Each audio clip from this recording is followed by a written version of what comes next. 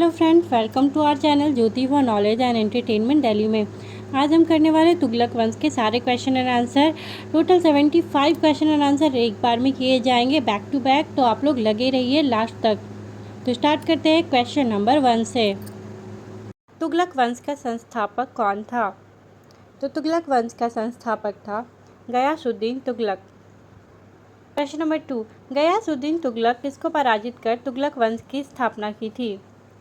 तो गयासुद्दीन तुगलक ने खुसरो खां को पराजित करके तुगलक वंश की स्थापना की थी। क्वेश्चन नंबर 3, गयासुद्दीन तुगलक दिल्ली के सिंहासन पर कब बैठा था?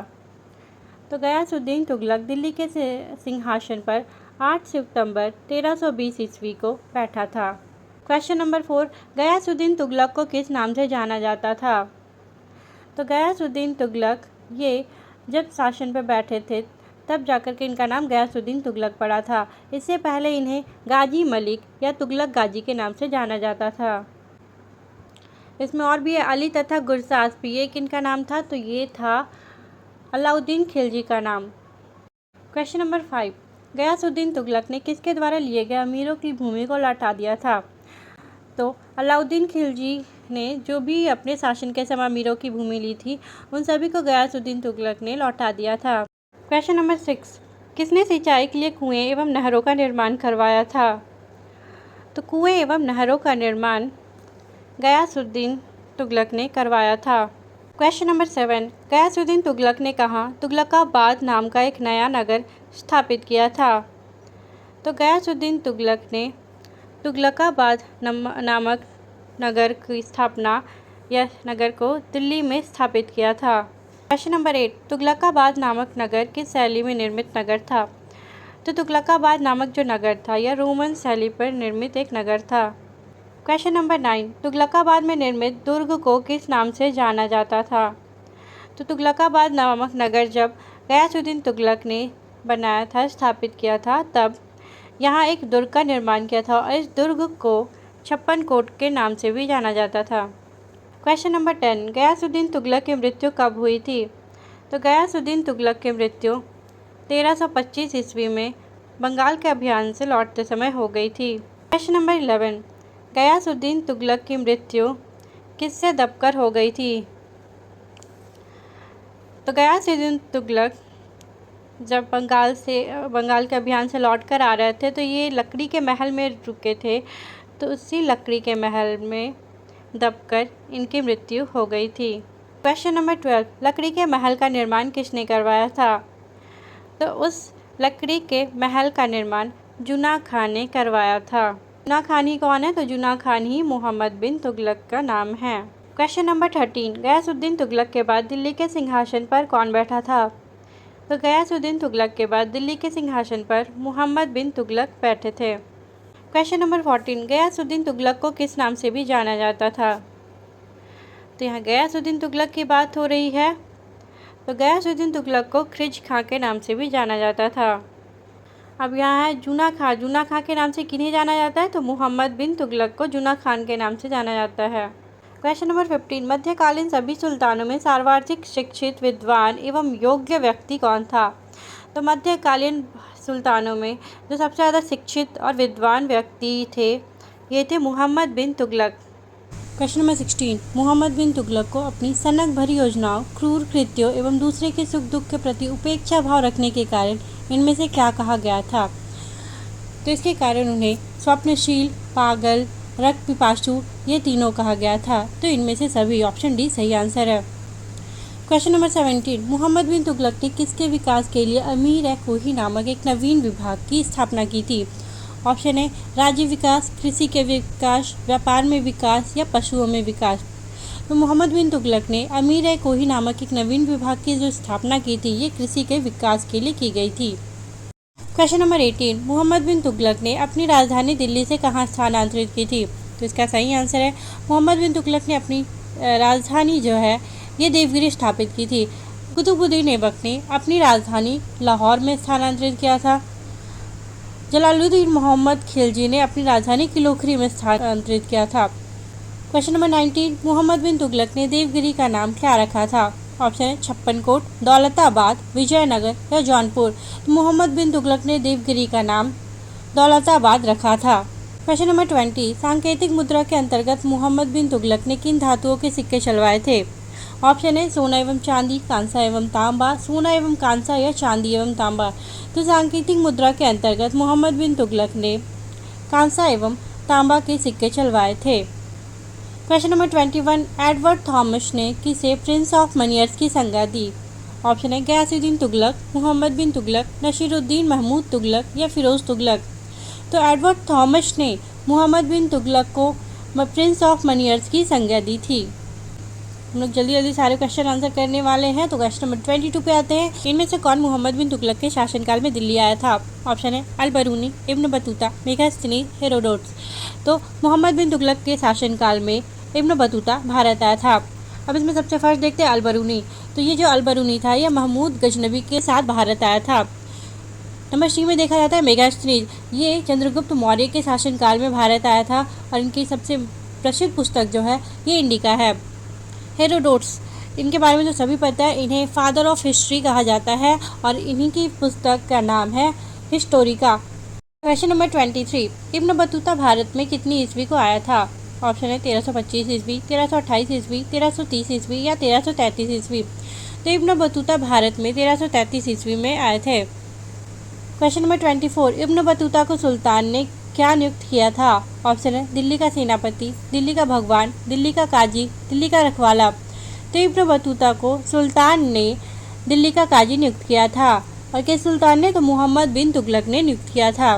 क्वेश्चन नंबर 25, इब्न बतूता कहाँ का निवासी था? ऑप्शन है अफ्रीका, यूरोप, चीन, ईरान। तो इब्न बतूता जो थे ये अफ्रीका का निवासी था और ये अफ्रीका में भी कहाँ? तो अफ्रीका में मोरक्को का निवासी था। क्वेश्चन नंबर 26, मोहम्मद बिन तुगलक ने इब्न बतूता को राजदूत के रूप में कहाँ भेजा था? ऑप्शन है अफ्रीका, यूरोप, ईरान या चीन। तो मोहम्मद बिन तुगलक ने इब्न बतूता को राजदूत के रूप में चीन भेजे थे।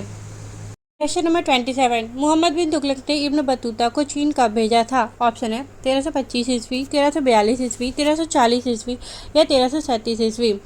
तो अभी हमने पढ़ा मोहम्मद बिन तुगलक 1333 ईस्वी में तो आए थे, तो 1325 ईस्वी तो बिल्कुल नहीं हो सकता है। तो इब्न बतूता को मोहम्मद बिन तुगलक ने एज राजदूत के रूप में चीन 1342 ईस्वी में भेजा था। क्वेश्चन नंबर 28, मोहम्मद बिन तुगलक के समय की घटनाओं का वर्णन हमें किस पुस्तक से प्राप्त होती है? तो मोहम्मद बिन तुगलक की समय जितनी भी घटनाएं हुई थी इसकी जानकारी हमें रेहला पुस्तक से प्राप्त होती है। इब्न बतूता ने लिखा है रेहला पुस्तक को। क्वेश्चन नंबर 29, रेहला पुस्तक में इनमें से किसकी जानकारी नहीं मिलती है? तो रेहला पुस्तक में विदेशी व्यापारों के आवागमन के बारे में बिल्कुल लिखा हुआ है, डाक व्यवस्था के बारे में लिखा हुआ है, गुप्तचर व्यवस्था के बारे में भी लिखा हुआ है। इसमें अंधविश्वास की जानकारी नहीं मिलती है। क्वेश्चन नंबर 30, मोहम्मद बिन तुगलक ने जिन प्रभासूर नामक साधु के साथ विचार विमर्श किया था यह किस धर्म के थे? तो मोहम्मद बिन तुगलक ने जिन प्रभासूर नामक जिस साधु से विचार विमर्श किया था ये जैन धर्म के थे। क्वेश्चन नंबर 31, मोहम्मद बिन तुगलक की मृत्यु कब हुई थी? तो मोहम्मद बिन तुगलक की मृत्यु 20 मार्च 1351 ईस्वी को हुई थी। ऑप्शन सी सही आंसर है। नंबर 32, मोहम्मद बिन तुगलक की मृत्यु कहाँ जाते समय हो गई थी? तो मोहम्मद बिन तुगलक जब सिंध जा रहे थे तब उनकी मृत्यु हो गई थी। ऑप्शन सी सही आंसर है। क्वेश्चन नंबर 33, मोहम्मद बिन तुगलक के शासनकाल में किसने स्वतंत्र राज्य विजयनगर की स्थापना की थी? तो विजयनगर की स्थापना किसने की थी? तो ये हरिहर एवं बुक्का ने विजयनगर की स्थापना की थी।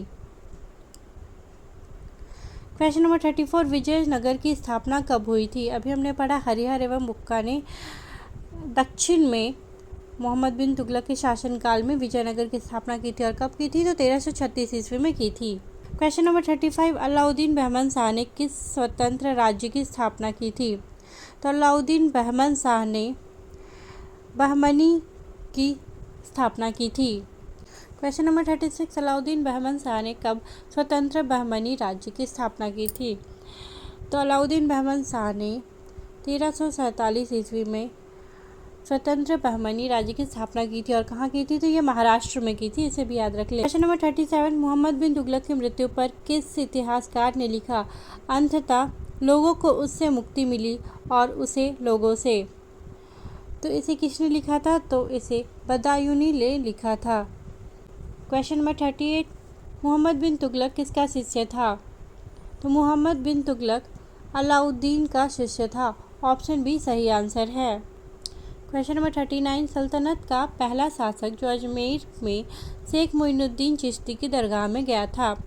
तो ऑप्शन ए सही आंसर है। मोहम्मद बिन तुगलक अजमेर के शेख मोइनुद्दीन चिश्ती की दरगाह में गए थे। इसके साथ ही वह बहराइच में सालार मसूद गाजी के मकबरे में भी गए थे।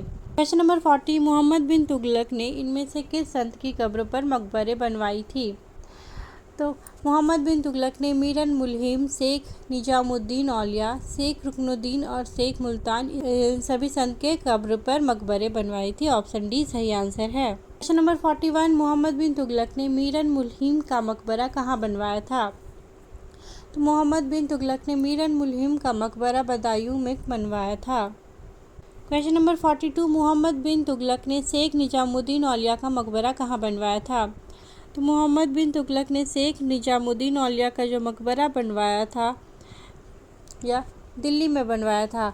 अब आते तो शेख निजामुद्दीन औलिया ये कौन थे। तो शेख निजामुद्दीन औलिया जो थे ये अमीर खुसरो के गुरु थे और ये एक सूफी संत थे। क्वेश्चन नंबर 43, मोहम्मद बिन तुगलक ने शेख रुकनुद्दीन का मकबरा कहाँ बनवाया था। तो मोहम्मद बिन तुगलक ने शेख रुकनुद्दीन का मकबरा मुल्तान में बनवाया था। और ये शेख रुकनुद्दीन कौन थे। तो अब पिछले हमने मुग़ल शासन में पढ़ा था कि शेख रुकनुद्दीन जो थे ये इल्तुतमिश के पुत्र थे। क्वेश्चन नंबर 44, मोहम्मद बिन तुगलक के बाद कौन दिल्ली की गद्दी पर बैठा था। तो मोहम्मद बिन तुगलक के बाद गद्दी पर फ़िरोज़ तुगलक बैठा था। क्वेश्चन नंबर 45, फ़िरोज़ तुगलक का राज्याभिषेक कब हुआ था। तो फ़िरोज़ तुगलक का राज्याभिषेक ठट्टा के नज़दीक 20 मार्च 1351 ईस्वी को हुआ था। क्वेश्चन नंबर 46, 20 मार्च 1351 ईस्वी को फ़िरोज़ तुगलक का राज्याभिषेक कहाँ हुआ था। तो 20 मार्च 1351 ईस्वी को फ़िरोज़ तुगलक का राज्याभिषेक ठट्टा में हुआ था। क्वेश्चन नंबर 47, फ़िरोज़ तुगलक का राज्याभिषेक दूसरी बार कहाँ हुआ था। तो पहली बार तो ठट्टा में हुआ था, लेकिन दूसरी बार फिर से राज्याभिषेक दिल्ली में हुआ था। क्वेश्चन नंबर 48, फ़िरोज़ तुगलक को खलीफा द्वारा कौन सी उपाधि दी गई थी। तो फ़िरोज़ तुगलक को खलीफा द्वारा कासिम अमीर उल मोमिन की उपाधि दी गई थी। अब इसमें और है जैसे सिकंदर एहसानी। तो सिकंदर एहसानी ये अलाउद्दीन खिलजी ने खुद को उपाधि दी थी। और ये उलुग खा तो ये उलुग खा गयासुद्दीन बलबन को दी गई थी उपाधि। वो भी किसके द्वारा। तो नसीरुद्दीन महमूद के द्वारा दी गई थी। क्वेश्चन नंबर 49, राजस्व व्यवस्था के अंतर्गत फ़िरोज़ तुगलक ने अपने शासनकाल में कितने करों को समाप्त किया था। तो जितने भी कर लगाए गए थे, चाहे वो अलाउद्दीन खिलजी ने लगाए हो, चाहे गयासुद्दीन तुगलक ने लगाया हो, मोहम्मद बिन तुगलक ने लगाया हो, तो इसमें से फ़िरोज़ तुगलक ने कुल 24 करों को समाप्त कर दिया था और सिर्फ 4 कर को वसूलने का आदेश दिया था। क्वेश्चन नंबर 50, फ़िरोज़ तुगलक ने अपने शासनकाल में किन 4 करों को वसूलने का आदेश दिया था। तो अभी हमने बताया कि 24 जो भी कष्टदायक कर थे उसने समाप्त किया था। फ़िरोज़ तुगलक ने सिर्फ 4 कर देने का आदेश दिया था, जिसमें कौन सी है। तो ये चारों इसका आंसर है। खराज, खुम्स, जजिया एवं ज़कात, ये 4 जो कर हैं इन चारों करों को वसूलने का आदेश दिया गया था फ़िरोज़ तुगलक के द्वारा। क्वेश्चन नंबर 51, खुम्स का क्या अर्थ है। तो खुम्स का अर्थ है युद्ध में लूटा गया माल। क्वेश्चन नंबर 52, पहला मुसलमान शासक जिसने ब्राह्मणों पर जजिया लागू किया था। तो पहला मुसलमान शासक ये थे फ़िरोज़ तुगलक, जिसने ब्राह्मणों पर जजिया लागू किया था। क्वेश्चन नंबर 53, फ़िरोज़ तुगलक ने सिंचाई कर उपज का कितना भाग लगाया था। तो फ़िरोज़ तुगलक ने सिंचाई कर लेना शुरू किया था और ये उपज का 1/10 भाग लिया जाता था। क्वेश्चन नंबर 54, फ़िरोज़ तुगलक ने कितनी बड़ी नहरों का निर्माण करवाया था। तो फ़िरोज़ तुगलक ने अपने शासनकाल में 5 बड़ी नहरों का निर्माण करवाया था। क्वेश्चन नंबर 55, फ़िरोज़ तुगलक ने कितनी नगरों की स्थापना की थी। तो फ़िरोज़ तुगलक ने बहुत कुछ बनवाया था, जिसमें 5 बड़े नहर थे, तो 300 नए नगरों की स्थापना की थी फ़िरोज़ तुगलक ने। क्वेश्चन नंबर 56, तैमूरलंग ने किसके शासन के समय दिल्ली पर आक्रमण किया था। तो तैमूरलंग ने जब सुल्तान नसीरुद्दीन महमूद तुगलक दिल्ली के में शासन कर रहे थे, तब 1398 ईस्वी में तैमूरलंग ने आक्रमण किया था। क्वेश्चन नंबर 57, फ़िरोज़ तुगलक के शासनकाल में खिजराबाद एवं मेरठ से अशोक के 2 स्तंभों को लाकर कहाँ स्थापित किया गया था। तो ये दोनों तरफ से अशोक के स्तंभों को लाकर दिल्ली में स्थापित किया गया था। क्वेश्चन नंबर 58, फिरोज़ तुगलक ने मुस्लिम महिलाओं, विधवाओं एवं लड़कियों की सहायता के लिए किस विभाग की स्थापना की थी? तो फिरोज़ तुगलक ने मुस्लिम महिलाओं, विधवाओं एवं लड़कियों की सहायता के लिए दीवान ए खैरात की स्थापना की थी। बाकी आज ऑप्शन में दीवान रियासत, तो ये अलाउद्दीन खिलजी के समय था, जो बाज़ार में जो व्यापारी होते थे उनका नियंत्रण करते थे, और इसलिए अलाउद्दीन खिलजी ने मलिक याकूब को अपना दीवान रियासत नियुक्त किया था। अब इसमें दीवान है बंदगान, ये क्या है? तो दीवान है बंदगान जो है ये दासों की देखभाल करने के लिए फिरोज़ तुगलक ने एक नया विभाग बनवाया था। अब इसमें खाने जहाँ जो है ये किसी विभाग का नाम नहीं है, बल्कि ये एक मकबरा का नाम है। क्वेश्चन नंबर 59, किसके शासनकाल में सबसे अधिक दासों की संख्या थी? मोस्ट इम्पॉर्टेंट, जैसे अलाउद्दीन खिलजी के समय सबसे ज़्यादा सैनिक थे, उसी प्रकार फिरोज़ तुगलक के समय सबसे अधिक दासों की संख्या थी। और ये लगभग कितनी थी? तो ये लगभग 1,80,000 दासों की संख्या थी फिरोज़ तुगलक के समय। ठीक है, कितनी थी? 1,80,000 दासों की संख्या थी। क्वेश्चन नंबर 60, किसने सैन्य पदों को वंशानुगत बना दिया था? तो ये भी इम्पॉर्टेंट है, फिरोज़ तुगलक ने ही सैन्य पदों को वंशानुगत बना दिया था। वंशानुगत का मतलब क्या हो जाता है कि जो भी है उनके पिता, फिर उनके बच्चे जो होंगे, उनके पुत्र, वो फिर सैन्य पदों में शामिल होंगे, फिर उनके पुत्र शामिल होंगे, तो ये वंशानुगत होता है। क्वेश्चन नंबर 61, फतूहात ए फिरोज़ शाही की रचना किसने की थी?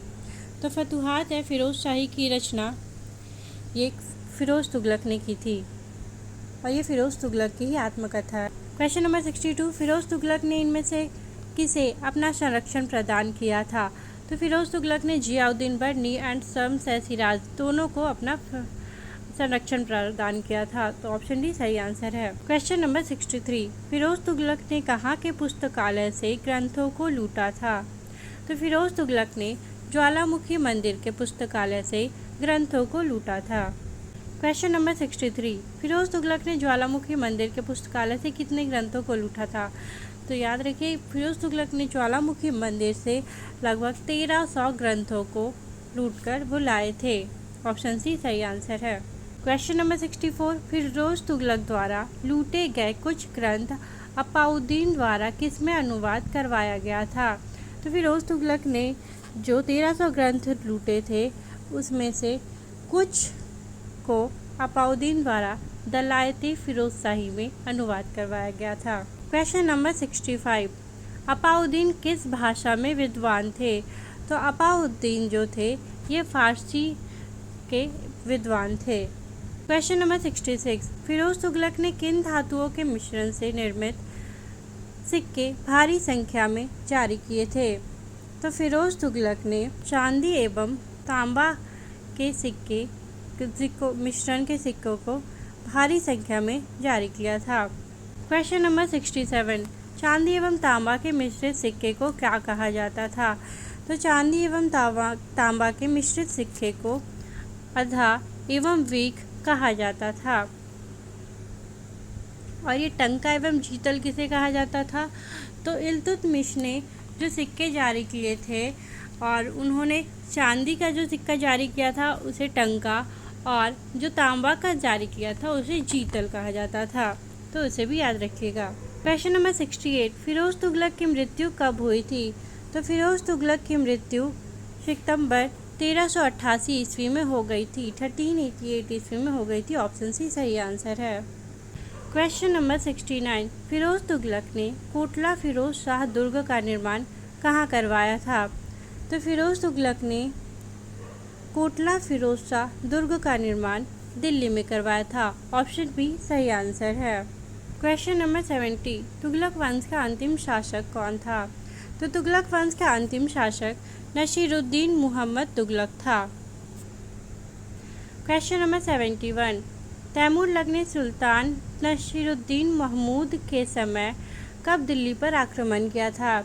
तो तैमूरलंग ने सुल्तान नासिरुद्दीन महमूद तुगलक के समय 1398 ईस्वी में दिल्ली पर आक्रमण किया था। क्वेश्चन नंबर 72, जौनपुर में स्वतंत्र राज्य की स्थापना किसने की थी? तो जौनपुर में स्वतंत्र राज्य की स्थापना मलिक शरवर ने की थी। क्वेश्चन नंबर 74, किसके शासनकाल में मलिक सरवर ने जौनपुर में एक स्वतंत्र राज्य की स्थापना की थी? तो जब मलिक सरवर ने जौनपुर राज्य की स्थापना की थी तो उस समय नसीरुद्दीन तुगलक शासन कर रहे थे। क्वेश्चन नंबर 75, मलिक सरवर कौन था? तो याद रखिए, मलिक सरवर जो था एक हिजड़ा था और जिसने जौनपुर में एक स्वतंत्र राज्य की स्थापना की थी। Thank you for watching this video. अब मिलते कल नए क्वेश्चन आंसर के साथ। तब तक के लिए आप सभी को bye bye and have a nice day to all of you.